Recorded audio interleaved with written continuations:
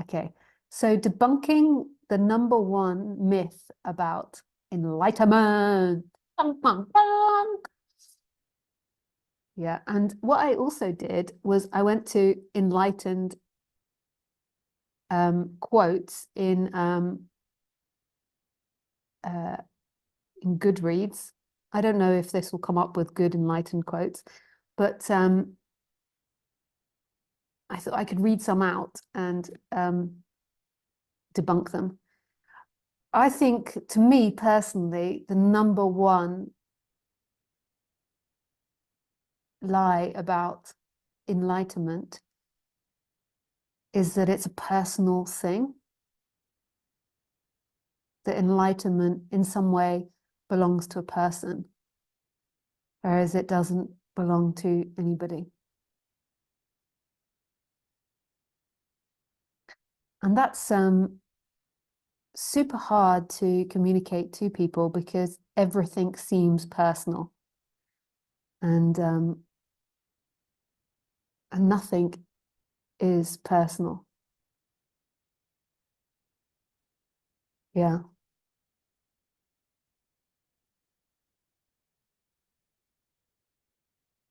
Yeah, so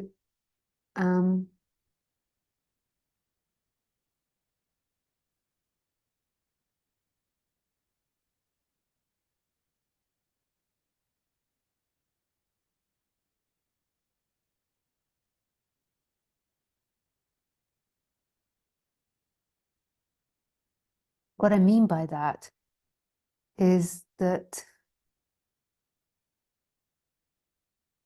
enlightenment isn't an action, it's not a behavior, and it's not something that happens to someone. The person can always expand. The person can never become enlightened because the person doesn't exist. So the personal dynamics of a body-mind mechanism, the habits and conditions, can always expand because habits and conditions, knowledge, anything in this universe can infinitely expand. So there's no fixed point. Anything in this world cannot be fixed. Also, if you think about interconnectedness and the fact that everything is connected, how can one thing be enlightened over another? If you really contemplate that down to the detail.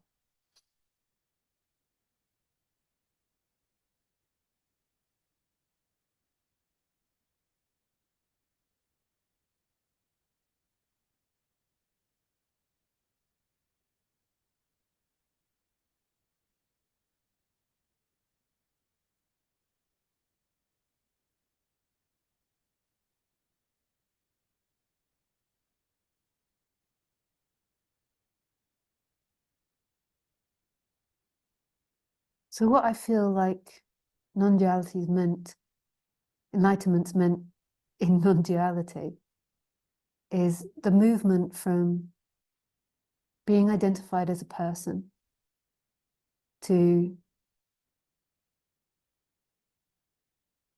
the movement to not being identified, I suppose, with anything.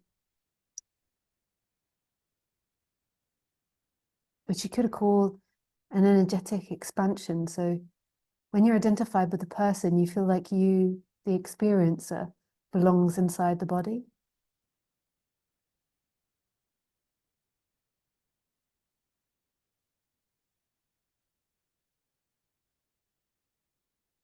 Whereas who you are doesn't belong inside the body. It's the body arises in who you are. So it's like an energetic movement, but it doesn't happen to someone. So nobody can be claiming to be personally enlightened, because who would be enlightened? There's nothing to be enlightened. So in non-duality, everything you think about yourself is an imagination. And that's the fog of the illusion in non-duality. That there is a belief in thoughts, that thoughts hold reality. And then this scrambling to seek to maintain an identity in thought and keep this identity positive according to each individual's idea of positive, which could also be negative. You know, it could be like being a bad person is seen as positive. Yeah. So it's,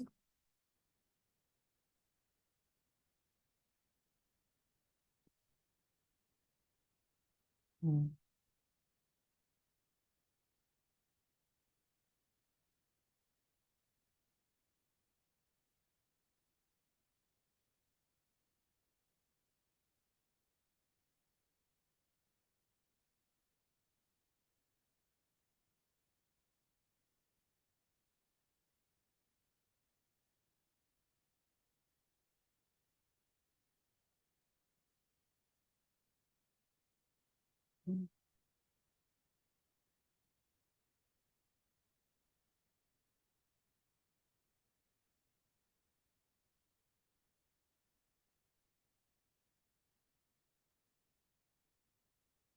It's so deeply relaxing. Who you are is nothing, total emptiness, void, not identified with anything.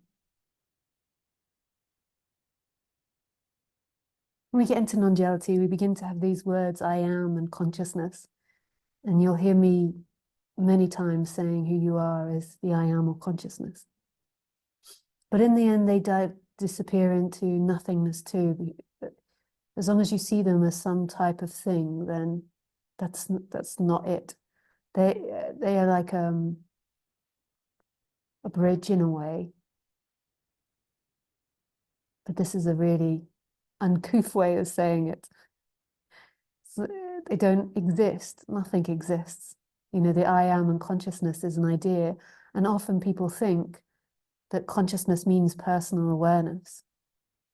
But yet there's something that's conscious of the personal awareness. So it's, you know, these teachings are to point you to the edge, to fall off the cliff into nothing. But we need some words in order to discuss this. You know, and at a point, those words get taken away and you're left with nothing, nothing, nothing. But in the beginning, you know, and in the middle and towards the end, for the person, it can be good to put their attention in their idea of the I am or consciousness. Like the I am seemingly rises in the heart. So putting your attention in the I am, or putting your attention in the empty looking. So bringing your attention back to the present moment and putting it in the looking. But then the question always is who is doing that? In the moment of doing it, it seems that the person begins to disappear. So there's some sort of like little trick in it. But yeah, that activity begins to fall away. And then what's left is a presence of who you are. That takes over, the emptiness takes over. So everything is empty. That which is experiencing is empty. It's no longer a story that's manufactured and then seeking to hold on to it. It is free. Totally and utterly freaking free. Yeah. As a disclaimer, though, I'm not really a teacher of intellectual clarity. I think it's beautiful to have intellectual clarity and to teach intellectual clarity. I would say I'm more of an energetic teacher. Some teachers teach intellectual clarity and the energetics as well. And none is better or worse than others. Like all these are judgments of the mind, the seeking mind, like identity. I have found a teacher that's better than yours. You know, it's ideas, ideas, ideas. This is not what I'm saying. I'm just saying that, like, I see the purpose of me coming on here every freaking week and doing a talk is not to give intellectual clarity. It's like a bird song calling you home.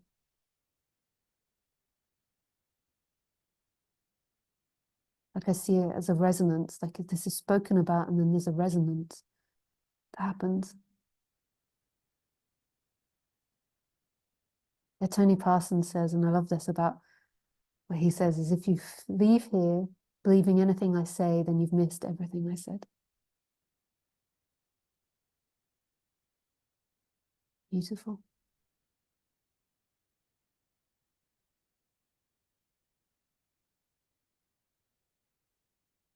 This is it. The meaninglessness of being alive. I also give another disclaimer. Don't mistake what's being pointed to here for a form of therapy to help yourself. If you need help in the personal world, if you're struggling in the personal world, then there's all types of amazing therapies out there to help you. This is really a deconstruction of the person. It's not the deconstruction of attachment to that person. It's not a way to rescue or save your life or stop you being an alcoholic or fix these certain things. It can do that, but also it can really screw you up if you're using this to get over alcoholism. You're like, everything's meaningless, so I might as well drink a bottle of vodka a day. But even in saying this disclaimer, you know, from the perspective of non-duality, who am I even saying it to? Because it's life thinking that. It's life saying this. And it's all in perfect orchestra that's not separate. You know, everything is connected and appearing spontaneously from who you are. So if there is delusion appearing there, it's not actually because of the past. It's not because of me. It's because of what's appearing in this moment, this dream, this waking dream that's happening for humanity. There is nobody. And yet this dream. So at night, like the way that you dream at night, that's what's happening during the waking day.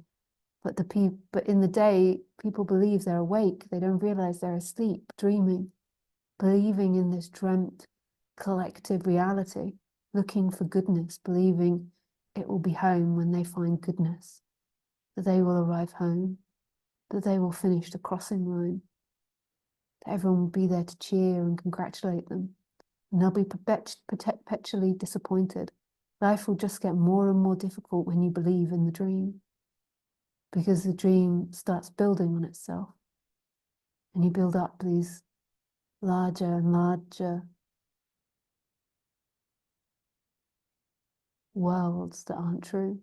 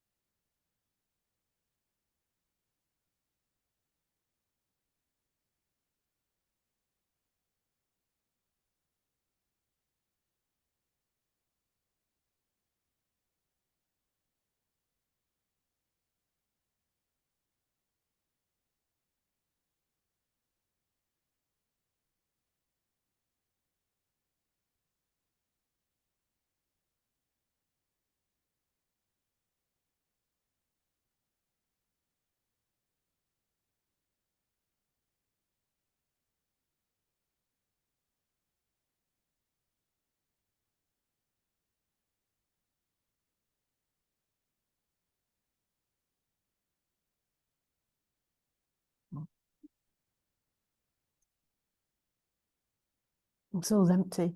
That burp was so empty. Everything's empty. There's nothing which is full. Or everything is full. Or nothing's full. You can twist the words around in all different ways. It's empty. It's all lies, all illusion. There is stuff which is more true than not true. So you could say that I'm wearing a jumper. Actually, we didn't call this a jumper, we'd call it a top, maybe. Or I'm wearing leggings. But all these things are made up as well. We made up these sounds to communicate. So it's not actually true, but it's more true than I am wearing spacesuit. But it's not true in itself.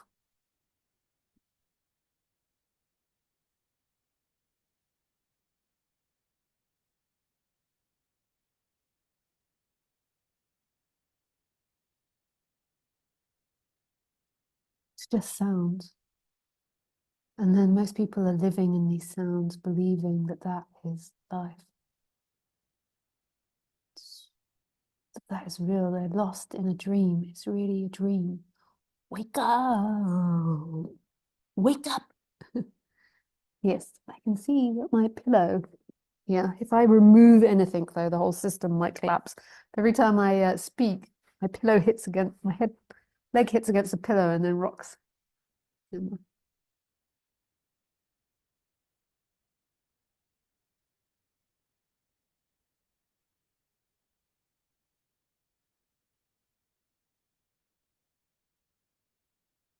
Okay, so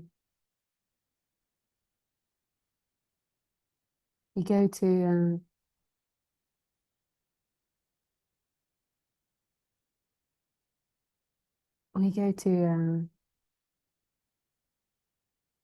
look at these quotes to see. So this is from C. Joe Bell C. This is on Goodreads. Quotes about enlightenment. Last night I lost the world and gained the universe.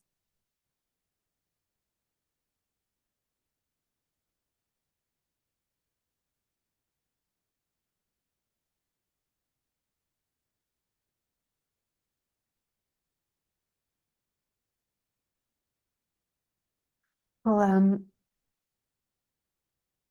I mean, I like the sentiment of it, but I don't, I mean, and gain the universe. I like the sentiment of it. It's like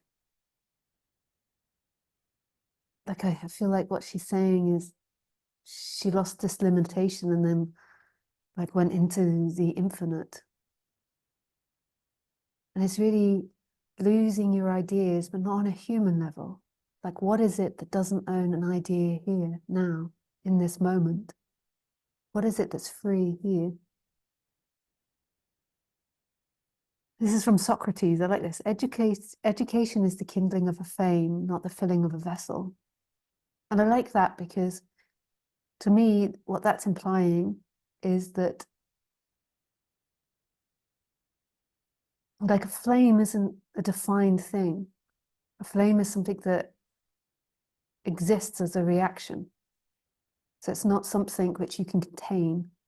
You can't grab a flame and hold on to it. It's a reaction happening. Um, and it's not a filling of a vessel. The idea of the filling of a vessel is like something becoming solid. So what I get the sense of this meaning is that education, so understanding, isn't to have a fixed idea.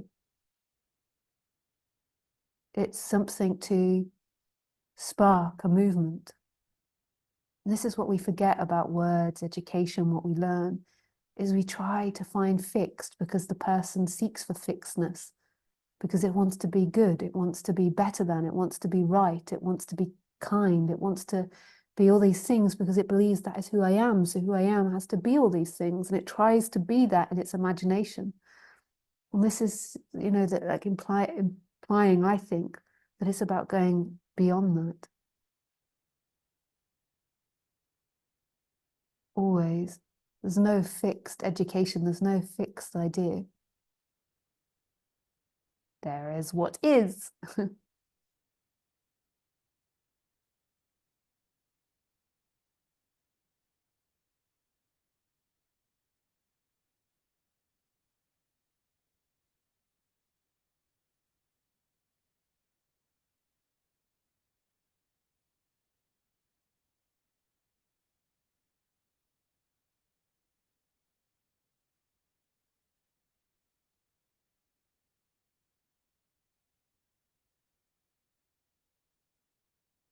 Okay, so this is from Deepak Chopra. I don't know what he's going to say. I'm reading this all spontaneously. According to Vedanta, there are two synonyms. There are two symptoms of enlightenment, just two indications that a transformation is taking place within you towards a higher consciousness. The first symptom is that you stop worrying. Things don't bother you anymore. You become lighthearted and full of joy. The second symptom is that you encounter more and more meaningful coincidences in your life, more and more synchronicities, and this accelerates to the point where you can actually experience the miraculous. Quoted by Carl Ling person in Consider the Butterfly.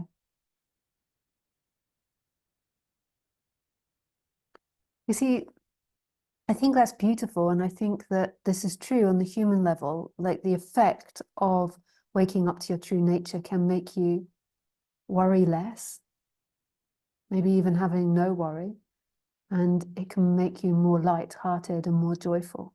I think it does change the personality. But these aren't fixed things, because everything can expand infinitely. So the conditions, the habits and the conditions that manifest as a person are in flux and change. And the idea that it's just positive emotions is a false idea, because how could that be? It doesn't make sense. And the idea that you find coincidences, this is said in the Course in Miracles too. And I think what it means in the flow of things in your life is that because you're so indoctrinated by society and the way you've been conditioned to look at the world, when you begin to strip that away, then you begin to see more miracles. That life is happening spontaneously and not through this idea of what you know. But these, to me, aren't indicators of enlightenment. These are things that can happen and are beside the point. Yeah, but it's nice. Like, I get the sentiment. Okay, this one's from Osho.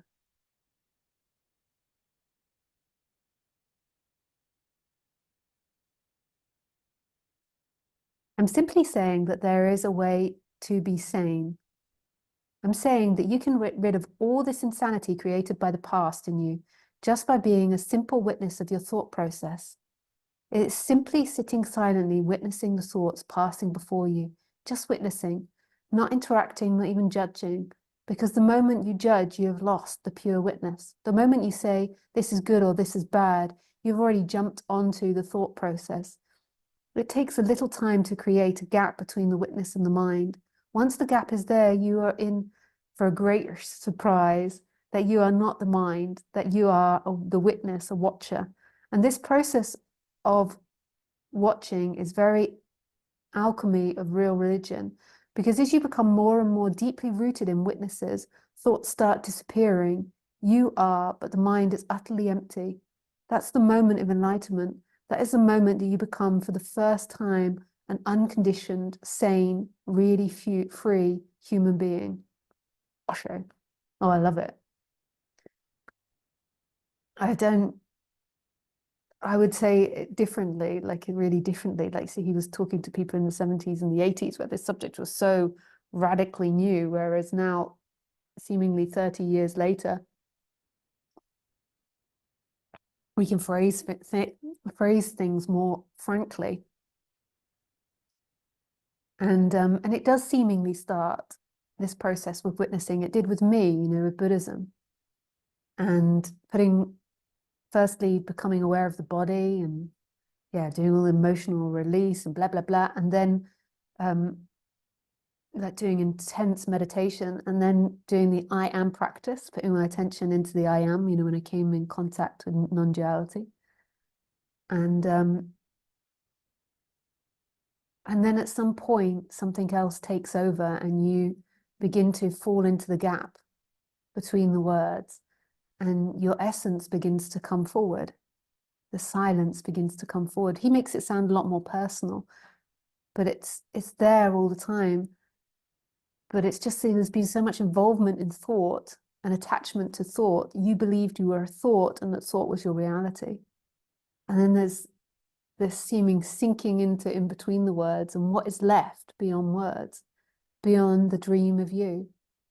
It really is a dream of you, of a world, of an other. This is it.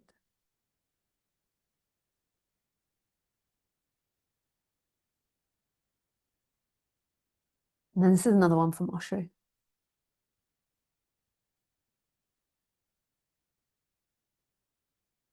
One thing, you have to walk and create the way by your walking.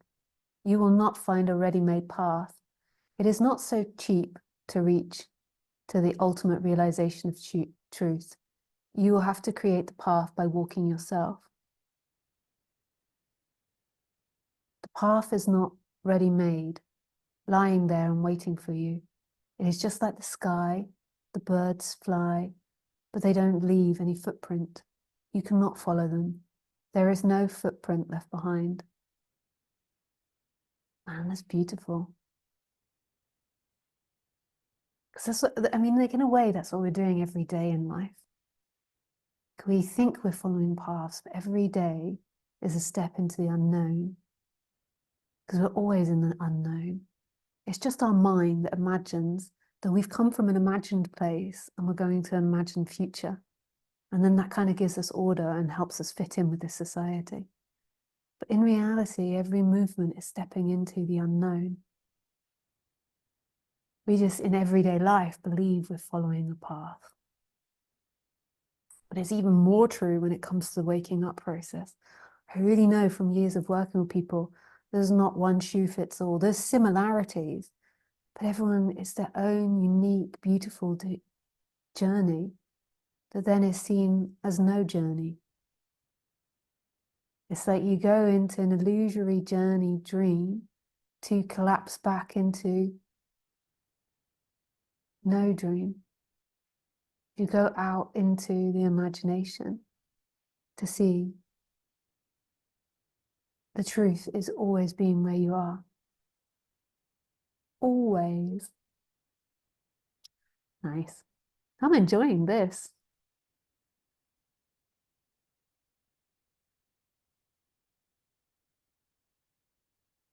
Okay, this is from Eckhart Tolle.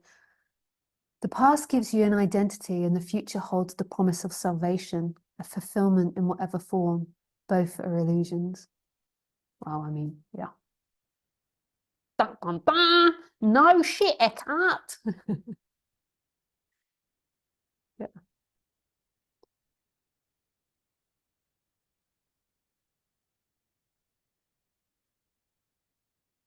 Beautiful though.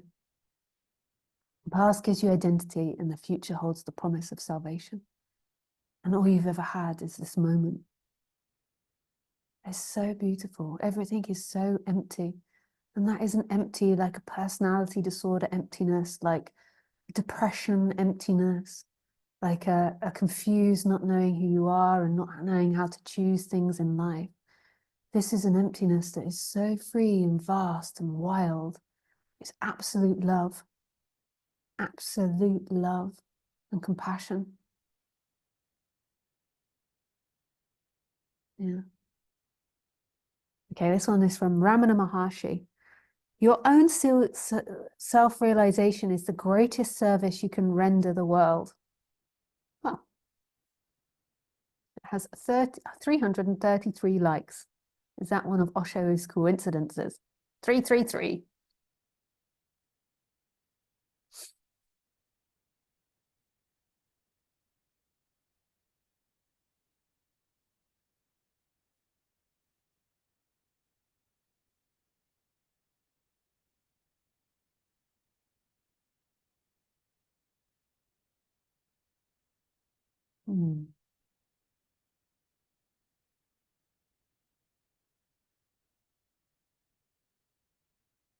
Yeah, that's really something, eh? Your own self-realization is the greatest service you can render the world. Beautiful.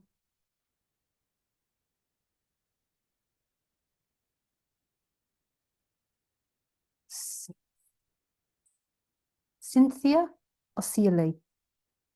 For a seed, I'm so sorry about names. It's It's not that I'm an ignorant English person or a native English speaker that can never pronounce non-English names. I have dyslexia, so I apologize for reading out names incorrectly. For a seed to achieve its greatest expression, it must come completely undone. The shell cracks, its insides come out, and everything changes. To someone who doesn't understand growth, it would look like complete destruction.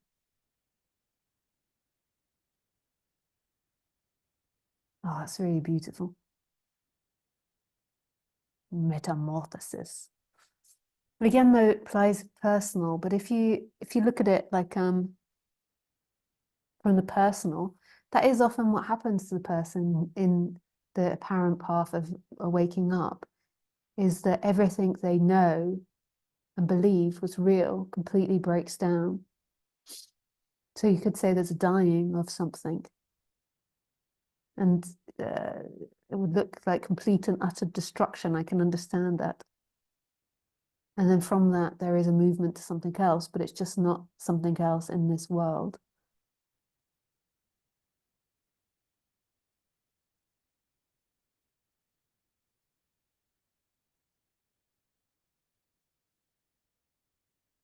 Enlightenment is ego's ultimate disappointment completely. There is no such thing really as the ego, because it's just a collection of thoughts and ideas that are identified with in every moment. So there's not an entity that's called the ego or you. It doesn't exist. It's never existed. But if we call it the ego, that energy is completely disappointed by this, because that energy wants to be the center stage, wants to be the experiencer of this life. So its nemesis is to be nothing. The ego, to that energy that wants to be something, its nemesis is to be nothing. To be a nothing going nowhere, which is what we are, all of us. We're nothings going nowhere. Just don't take that on a human level, because I can hear all the personality issues springing up, because often personality disorders, which some people might not be diagnosed with a personality disorder, but I feel like it's a spectrum. But a symptom of personality disorders is an emptiness, but in a negative way, like they haven't had the right conditioning in childhood to reflect back to them on the human level how to make choices and to act in the world. So therefore, their body-mind has really dysfunctional responses. And one key factor of it is often they feel really empty, but in a very depressive, negative way. And that emptiness creates a lot of seeking. And I don't mean it on that level. And that can be, misconstrued. I mean it in a really beautiful way, that this is meaningless and empty, totally empty.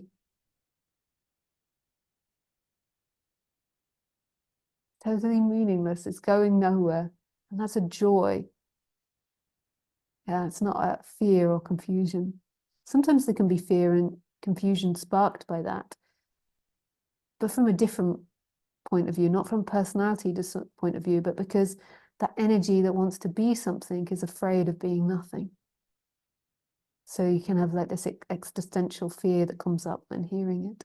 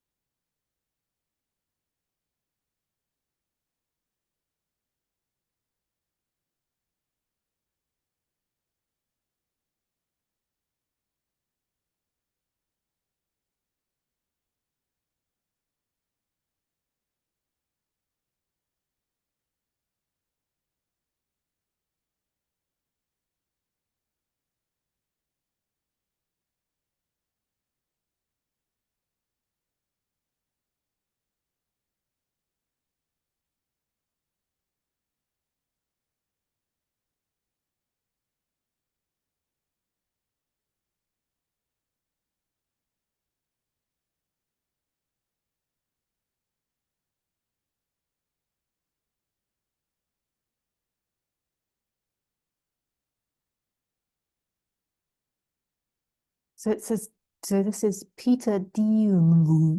Sorry, Peter. Do not look for happiness outside yourself. The awakened seeks happiness inside.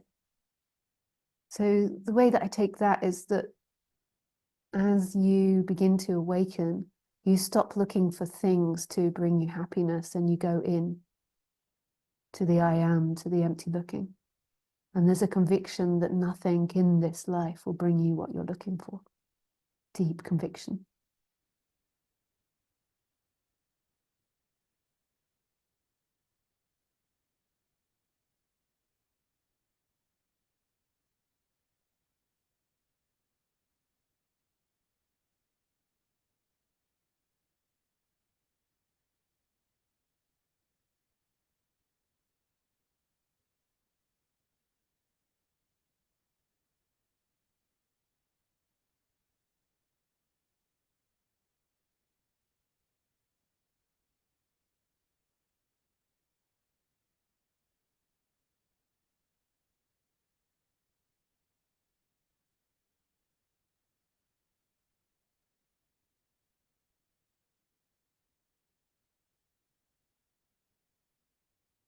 This is from Shannon L. Alder.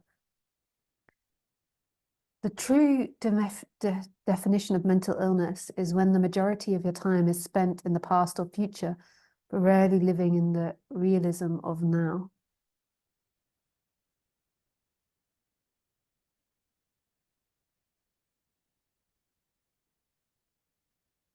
I don't know if I like that definition of the true definition of mental illness, because my understanding of mental illness is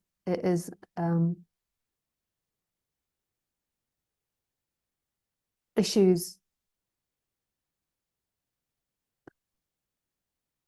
with chemical releases and different things happening in the brain. They still don't understand it, what mental illness is. So mental illness, we just put to one side and we just take it out of the talk, because that's I don't know, you know, like, you know, if we'll say if you've, you know, had your frontal lobe damaged a lot, you know, these American football players have their frontal lobe damaged a lot, and through that damage there is increased anger in their system, and this is to do with the brain and the way, yeah. So I don't know about mental illness, but humanity's insanity, the majority of suffering that happens in humanity, which most people are suffering. You might look around and think that it's only you, and you look at others and you're like thinking that they're happy. There'll be levels of the suffering and more functionality. But most people I know in the West drink so much alcohol and prescription drugs in order to be able to cope with this day-to-day life. I don't know what it's like in the East. And the reason it is because of this. It's because they're living in an identification of a time-bound them, rather than the reality of who you are, which is what is, that's totally empty and without any meaning. It's experiencing itself for nothing. And there isn't even a place of the experiencing. It's just experiencing. There's no separation between an experiencer and that which is experienced. So even we could say you are consciousness. It's like, it's not really that you are consciousness, because who? And what would it be conscious of? There is simply things appearing. But we break it down to make it more simple.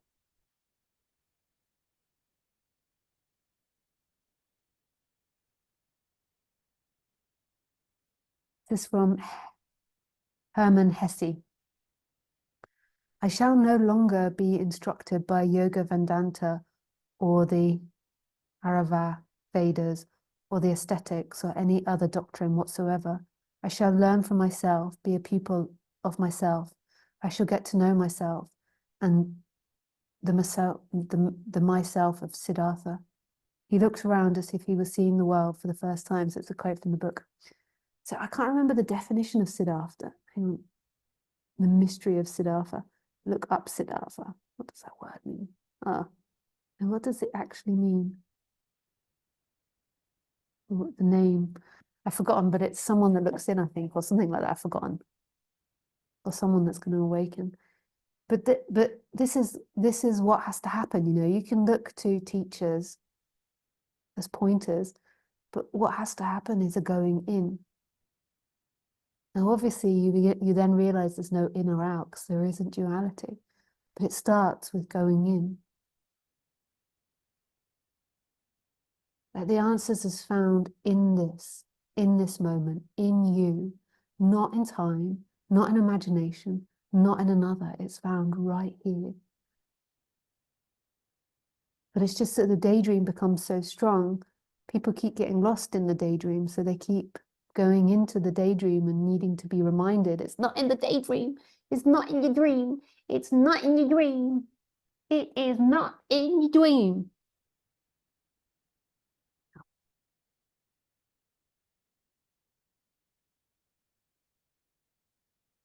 Okay, so I'm going to get my Zoom